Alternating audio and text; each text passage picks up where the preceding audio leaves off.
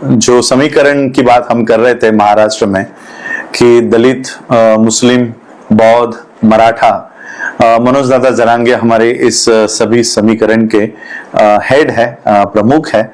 और कल तक हमने पिछले 3 महीने से 6 महीने से अलग अलग बैठकें की हैं। मुस्लिम्स के बड़े रहबर, बड़े नेता मौलाना सज्जाद नोमानी ये उनको रिप्रेजेंट कर रहे थे।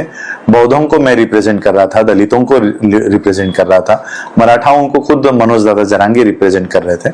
और महाराष्ट्र में लगभग 100 से भी ऊपर 164 कैंडिडेट्स मतदार संघ लड़ने की तैयारी से हम लोग ये काम कर रहे थे। एससी की सीट्स पर मैं वो जिम्मेदारी निभा रहा था, एससी के अच्छे अच्छे कैंडिडेट्स देने का काम कर रहा था। लेकिन आज सुबह मनोज दादा ने एक प्रेस कॉन्फ्रेंस लेकर हम इलेक्शंस नहीं लड़ रहे हैं ऐसा जाहिर किया है। इलेक्शंस नहीं लड़ना ये पूरी तरह से मनोज दादा का निर्णय है और उसका हम रिस्पेक्ट भी करते हैं। हम कोई उस निर्णय के अगेंस्ट में या खिलाफ में कभी कोई भी नहीं जाएगा, ना तो नोमानी साहब जाएंगे ना मैं जाऊंगा, क्योंकि हम सभी ने वो अथॉरिटी मनोज दादा को दी रखी है कि जो भी निर्णय मनोज दादा जरांगे लेंगे उसको हम दोनों का समर्थन होगा, तो उसके खिलाफ हम नहीं हैं। लेकिन जो वजह दी गई है उस वजह से बौद्धों में, मुसलमानों में, मराठाओं में एक संभ्रम की अवस्था निर्माण हो गई है। और इसलिए मैं वो क्लैरिटी देने के लिए आज ये प्रेस कॉन्फ्रेंस मैंने आयोजित की है। मैं चाहता हूं कि मीडिया हमारे लोगों तक, मेरे मराठा भाइयों तक ये बात पहुंचाए, मुस्लिम भाइयों तक पहुंचाए, ताकि हमारे लिए इलेक्शंस महत्वपूर्ण नहीं है। हमारे लिए जो समाज में एकता निर्माण हुई है वो अधिक मायने रखती है, हमारा आंदोलन अधिक मायने रखता है, मराठा आरक्षण की जो भूमिका है वो अधिक मायने रखती है। इलेक्शंस आएंगे जाएंगे, हमें उससे कोई लेना देना नहीं है। लेकिन जो आज मराठा, बौद्ध, मुस्लिम, दलित ये जो समीकरण गांव-गांव में पहुंच गया, वो हर्ट नहीं होना चाहिए, उसको कोई दिक्कत नहीं आनी चाहिए, इसलिए ये बात कह रहा हूं। आज बहुत लोग मराठा मुझे फोन करके ये पूछ रहे हैं कि आपने लिस्ट क्यों नहीं दी, क्योंकि ये सारे समीकरण में मुस्लिम्स के भी कैंडिडेट मौलाना सज्जाद नोमानी जी के तरफ से आने वाले थे, मेरे कुछ कैंडिडेट्स मेरी तरफ से आने वाले थे, और मनोज दादा के उनके खुद के तो कैंडिडेट्स थे ही। तो आज ये इलेक्शंस नहीं लड़ने की वजह दी गई है कि दलित और मुस्लिम की लिस्ट हमें नहीं मिली या प्राप्त नहीं हुई, उनके मतदार संघ और उनके कैंडिडेट्स हमें नहीं बताए गए, इसलिए हम इलेक्शंस में नहीं जा रहे हैं। तो ये क्लैरिटी मैं मेरे मराठा बांधवों को और मेरे मुस्लिम समाज के लोगों को और भारत के, महाराष्ट्र के सभी लोगों को देना चाहता हूं कि ये वजह नहीं है। लिस्ट बहुत पहले से ही ट्रांसफर्स, शेयर्स हो गई थी, एक दूसरे के सभी कैंडिडेट्स पता थे, किस किस जगह पर कैंडिडेट्स बदलने चाहिए उसके ऊपर भी चर्चा हो गई थी।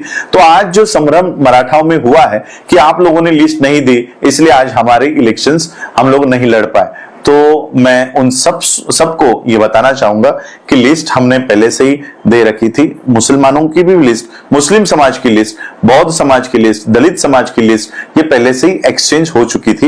ये लिस्ट अभी भी मेरे हाथों में है, ये लिस्ट सारी हमने दे रखी है, ये सारी लिस्ट दादा के पास भी है। हाँ, लड़ना नहीं लड़ना ये अंतिम निर्णय दादा का है और उसको हम दोनों भी रिस्पेक्ट करते हैं। लेकिन सिर्फ ये बात कि लिस्ट नहीं मिली है इसलिए हम नहीं लड़ने वाले हैं, और ये लिस्ट न मिलने की वजह मुस्लिम और दलित है। मैं सिर्फ इसके लिए मराठा समाज में कोई उनके मन में ये भ्रम नहीं रहे कि और हमारे खिलाफ कोई द्वेष उनके मनों में तैयार ना हो। हमारे लिए मैं आज भी कहना चाहता हूं, इलेक्शंस महत्वपूर्ण नहीं है। हमारा जो समीकरण हुआ है मराठा, बौद्ध, मुस्लिम, जो आज इकट्ठा हुआ है, पिछले 70 सालों में ये नहीं हो पाया, जो आज मनोज दादा की वजह से हुआ है, ये मैत्री टूटनी नहीं चाहिए, ये दोस्ती टूटनी नहीं चाहिए। इसलिए मैं आज ये प्रेस लेकर सिर्फ ये क्लैरिटी देना चाहता हूं कि लिस्ट वो वजह नहीं हो सकती, क्योंकि लिस्ट जो भी है वो नाम देने थे वो पहले से ही दे दिए गए थे।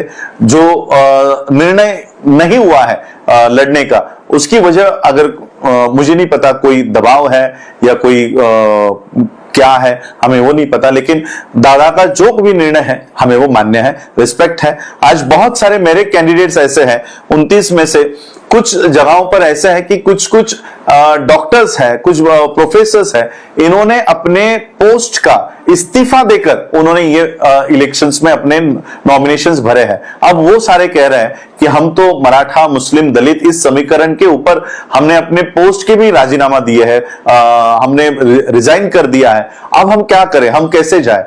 कुछ लोग तो ऐसे कि उन्होंने अपने खेती की जमीनें बेच दी है, 50-50 एकड़ की लैंड्स बेच दी है। अब वो सभी लोग उनके सामने प्रश्न चिन्ह है कि अब हम आगे क्या करें। बहुत लोग तो फॉर्म निकालने के लिए भी उनके पास समय नहीं मिला है, क्योंकि कल रात तक, मेरे ख्याल से आज सुबह 3 या 4 बजे तक हमारे कई सारे कैंडिडेट्स वहां अंतरवाली में बैठे हुए हैं। अब वो कह रहे कि हम अपने मतदान संघ में कब जाएं और कब जाकर हम अपना फॉर्म विड्रॉ करें। उसमें मैं भी खुद हूं।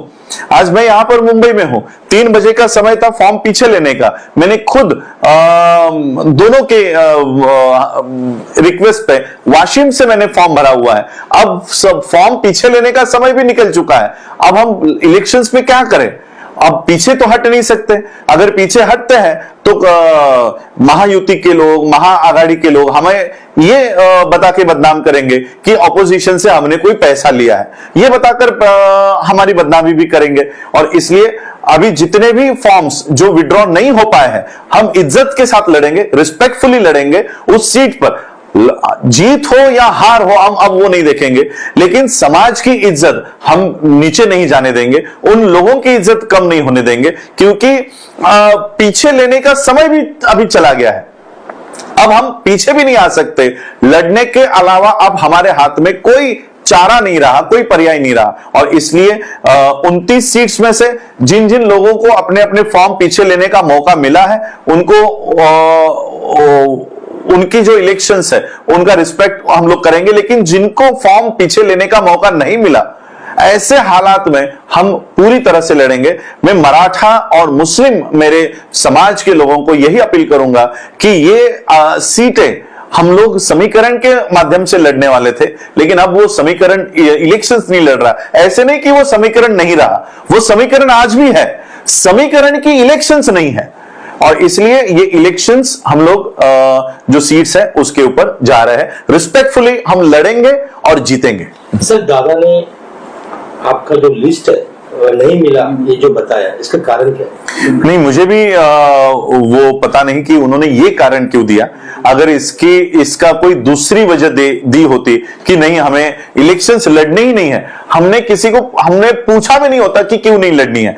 हमने ये तय किया था कि दादा जो भी निर्णय लेंगे वो हमें मान्य होगा। लेकिन ये बताना कि लिस्ट नहीं मिली, इसके परिणाम ये होंगे कि मराठाओं को लगेगा कि मुसलमानों ने दगाबाजी की, मराठाओं को लगेगा कि बौद्धों ने दगाबाजी की। हमने लिस्ट नहीं दी है, ऐसा नहीं हो सकता। और इसलिए मराठाओं के मन में हमारे लिए द्वेष ना पैदा हो, इसलिए मैं ये प्रेस कॉन्फ्रेंस ले रहा हूं। हम मनोज दादा जरांगे के निर्णय का आज भी स्वागत करते हैं, और जो लोग अपना फॉर्म पीछे नहीं ले पाए, हम उनके लिए जरूर लड़ेंगे, रिस्पेक्टफुली लड़ेंगे। वरना हमारे ऊपर आरोप होगा कि हमने ऑपोजिशन के पार्टी से कुछ पैसे लिए हैं, इसलिए हमने अपने फॉर्म विड्रॉ किए। सर, टोटल कितना सीट से आप लोग लड़ रहे हैं अभी? अब 29 सीट्स पे मेरी तैयारी थी, लेकिन उसमें और एक मित्र पक्ष जुड़ने के बाद 29 से मैं 12 सीट्स पर मैंने आधे कर लिए कि चलो आधे सीट्स इनको भी देने पड़ेंगे उसमें से। तो एक 12 सीट्स पर आज मैं एक टफ फाइट वहां पर दे रहा हूं।